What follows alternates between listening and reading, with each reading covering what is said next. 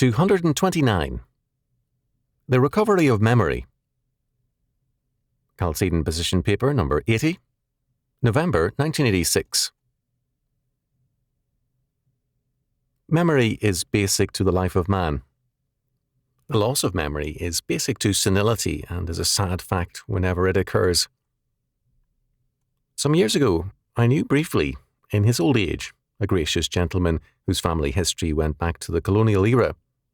An important founding father was among his forebears. Although otherwise in good health, this man lost his memory. It was a while before people became aware of it. A cultured, widely travelled man, he could provide interesting conversation on many subjects, even when he was not sure of his name. He picked up readily on the subjects being discussed.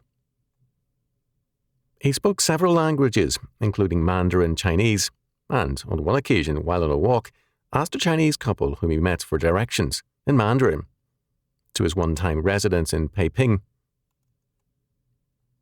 Because he was so well schooled in good manners, courtesy, and intelligent small talk, it took time even for his wife to realize that he did not know her name or his. The loss of memory strips us of much of our life and abilities.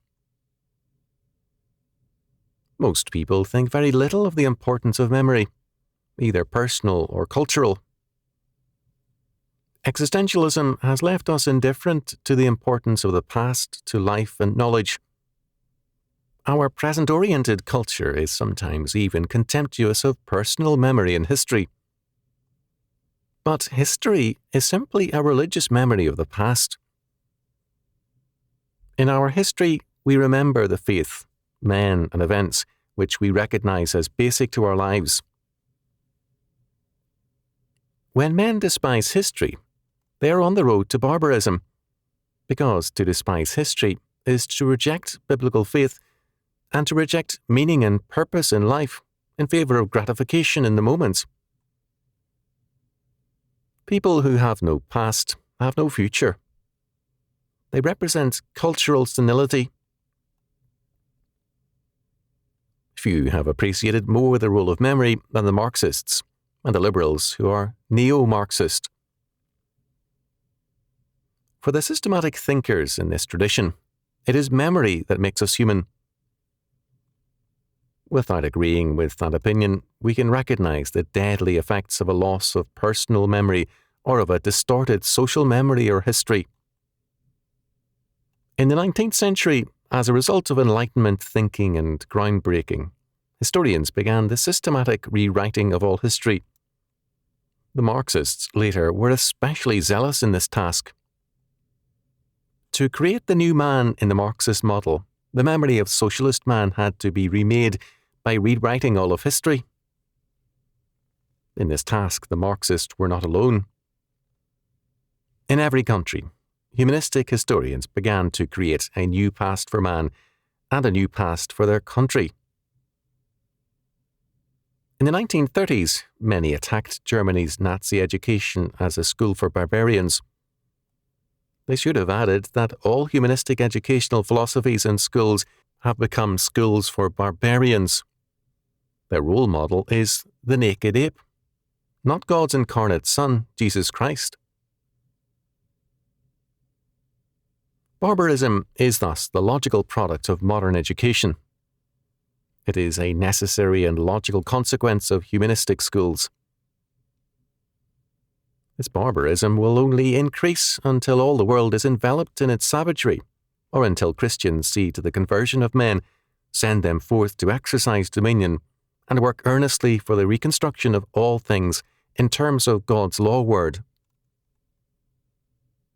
The greatness of this task is seldom appreciated.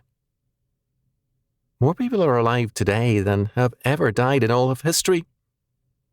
Most people now alive have been born since 1940. They have little or no knowledge of the world prior to that time. The social sciences have replaced and rewritten history, so that our cultural memory has been warped and reshaped. Things were bad enough before 1940, but there was a better awareness of the past and a respect for the meaning of the ritual of a Christian civilization. The word barbarian has an interesting history. It comes to us through the Latin from the Greek barbaros, meaning originally rude and brutal, and barbarismos, a slave. The word in time came to mean, even in Greek, simply an alien, but its original implication of brutality and savagery has since returned. As the Greeks first used it, the word referred to anyone lacking the knowledge and culture of Greece. As it is now used, it means anyone outside of culture and civilization and destructive of it. In this sense, we can say that not only our state schools and humanistic universities are schools for barbarians, but that our humanistic press and other media train for barbarism as well. Too often also the churches follow in their wake.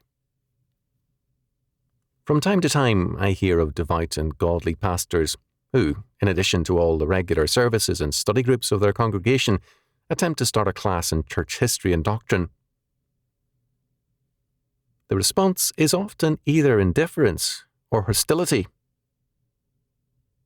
This is barbarism. Meanwhile, Christendom is suffering from a loss of memory, and the nations have an altered memory of their past. In the 1960s, I met an American veteran's bride, a young woman whom the veteran had met soon after the end of World War II in the Netherlands. Living in a bombed-out city through the war years, she knew nothing of her country's history.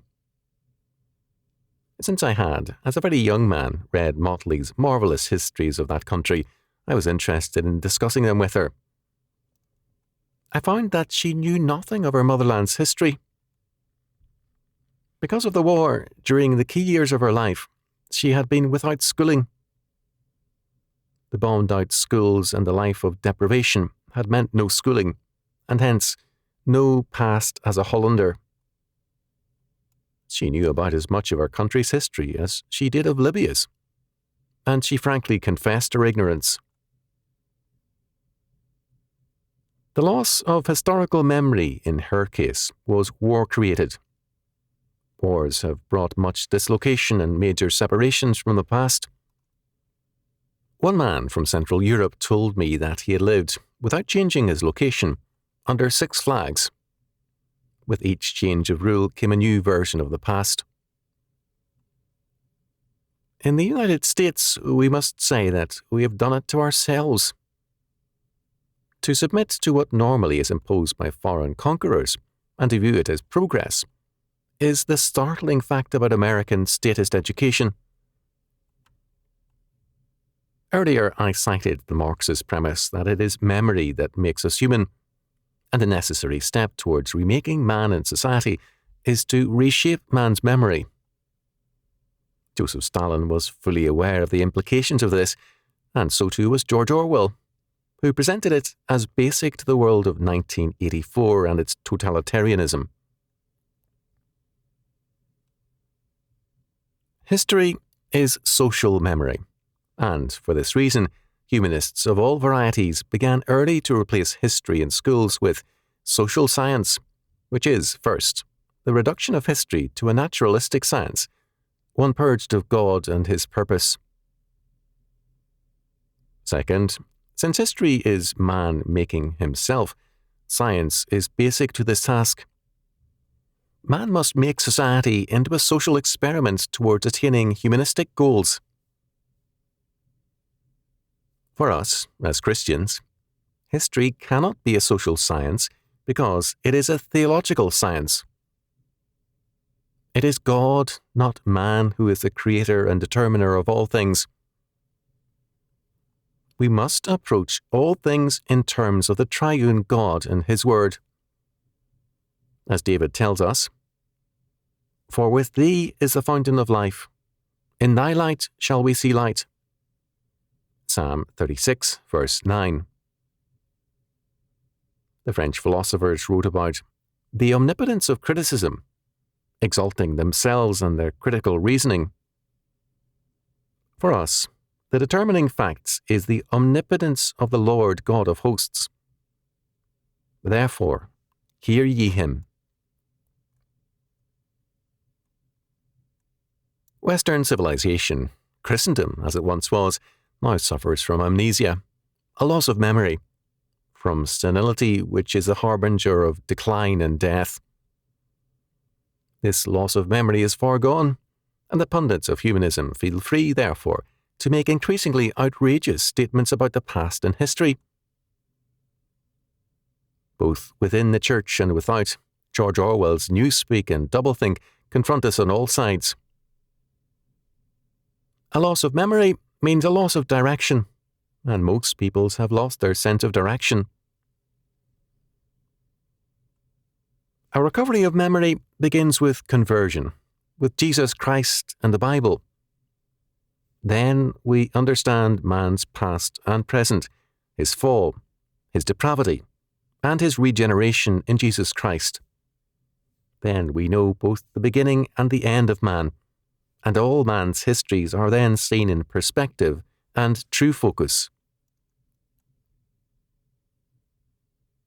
The purpose of stripping men of their past is to reshape them into whatever form their elite rulers choose.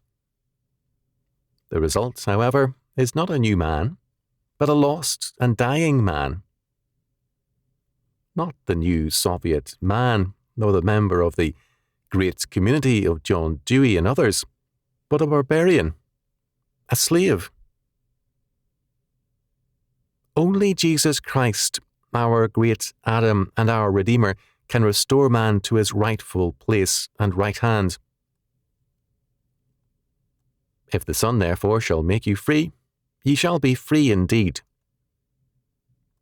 John chapter 8, verse 36. The Family as Treasure. November 1986. Matthew chapter 6 verse 21 declares, "For where your treasure is, there will your heart be also." This reverses our natural expectation. In fact, many people wrongly quote this verse as, "Where your heart is, there will be your treasure also."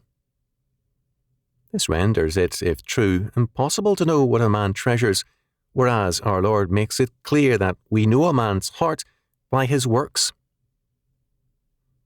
"By their fruits ye shall know them." Matthew chapter 7, verse 20. In terms of this, we know what men are, who, despising the centrality of the family in Scripture and prizing extra money or material advantages, insist that their wives work rather than continuing their proper duty as mother and housewife. In all too many cases where there is no urgent need, men insist that their wives give priority to working for money rather than working for the family as a mother and wife. Such a perspective means placing present advantages above the enduring welfare of the family. It means that a man's treasure is in material things, not his family in Christ.